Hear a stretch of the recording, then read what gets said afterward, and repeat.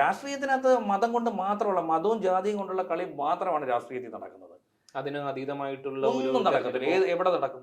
കേരളത്തിൽ ഏതെങ്കിലും ഒരു വാർഡിലെങ്കിലും നടക്കുമോ? അപ്പോൾ ഷിബു ചെറിയൻ പറഞ്ഞത് തന്നെയാണ് ഇദ്ദേഹം പറഞ്ഞത് എന്നുള്ളത് കണക്ക് കൂട്ടാം അല്ലെ? കാസർഗോഡ് ഷിബു ചെറിയൻ പറഞ്ഞു, കാസർഗോഡ് മുനിസിപ്പാലിറ്റിയെ സംബന്ധിച്ചിടത്തോളം മുസ്ലിം ഭൂരിപക്ഷ മേഖലകളിൽ മുസ്ലിം ലീഗ് ജയിക്കുന്നു. അതോടൊപ്പം ഹിന്ദു ഭൂരിപക്ഷ മേഖലകളിൽ നടക്കുന്നു. ക്രിസ്ത്യൻ മെജോറിറ്റി വരുന്നിടത്ത് ഇപ്പൊ റാന്നി മണ്ഡലവും പരിശോധിച്ച് നോക്കുക.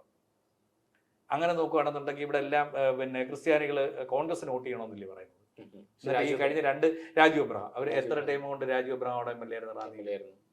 അതോടൊപ്പം തന്നെ ചെങ്ങന്നൂർ ഷിബു ചെറിയൻ MLA ആയിരുന്നു. പക്ഷെ ഇപ്പൊ കഴിഞ്ഞ തവണ എന്ത് പ്രമോദ് നാരായണൻ, കഴിഞ്ഞ തവണ കേരള കോൺഗ്രസ് സീറ്റാണ്, കേരള കോൺഗ്രസ് എമ്മിന്റെ പ്രതിനിധിയായിട്ടാണ് ജയിച്ചത്.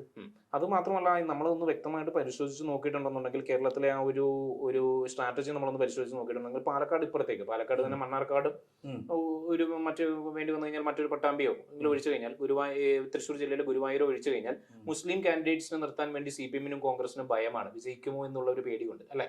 കാരണം അതെന്താ അറിയോ, മുസ്ലിം കാൻഡിഡേറ്റ് നിൽക്കുമ്പോൾ ഈ മുസ്ലിമിന്റെ വോട്ട് മതി, ഹിന്ദുവിന്റെ വോട്ട് വേണ്ട.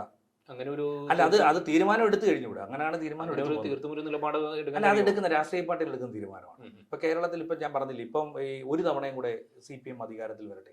ഇപ്പൊ LDF എന്ന് പറയുന്നെങ്കിൽ CPM ആണല്ലോ പ്രമുഖ കക്ഷി. ഒരു തവണയും കൂടെ പിണറായി തന്നെ അധികാരത്തിൽ വരട്ടെ എന്ന് പറയുന്നുണ്ട്. കോൺഗ്രസ് സമ്പൂർണ്ണമായി അപ്പൊ ഇല്ലാതായി കഴിയും.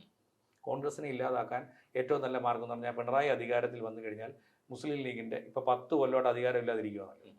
മുസ്ലിം ലീഗിന് 10 കൊല്ലമായിട്ട് മന്ത്രിമാരില്ലാതിരിക്കും. പക്ഷെ അങ്ങനെ നടക്കുമെന്ന് നമുക്ക് പറയാൻ കഴിയും. കാരണം ഇപ്പൊ വെള്ളാപ്പള്ളിയെ പോലുള്ള വ്യക്തികളെ ഒപ്പം നിർത്തിയത് കൊണ്ട്, വെള്ളാപ്പള്ളിയുടെ കാര്യങ്ങൾ അവസാനിച്ചു അല്ല, ഒപ്പം നിർത്തിയത് കൊണ്ട് തന്നെ LDF-നോട് വലിയൊരു ശത്രുതയാണ് മുസ്ലിം കമ്മ്യൂണിറ്റിക്ക് രൂപീകരിക്കപ്പെട്ടിരിക്കുന്നത്. ഒരിക്കലും അങ്ങനെ മുസ്ലിം കമ്മ്യൂണിറ്റി എനിക്ക് തോന്നുന്നു CPM-ന് വോട്ട് ചെയ്യുമെന്ന് ഒരിക്കലും അല്ല. കഴിഞ്ഞ തദ്ദേശ തെരഞ്ഞെടുപ്പിൽ തന്നെ നമ്മൾ പരിശോധിച്ച് നോക്കിയിട്ടുണ്ടെന്നുണ്ടെങ്കിൽ അത് വ്യക്തമാണല്ലോ. മലപ്പുറം ജില്ലാ പഞ്ചായത്ത് അടക്കം മലപ്പുറത്തെ എല്ലാ മുസ്ലിം ലീഗിന്റെ ഭാഗമല്ലേ? മുസ്ലിം ലീഗും അവിടെ CPM-ആയിട്ട് പൂരെ അടിയല്ലേ?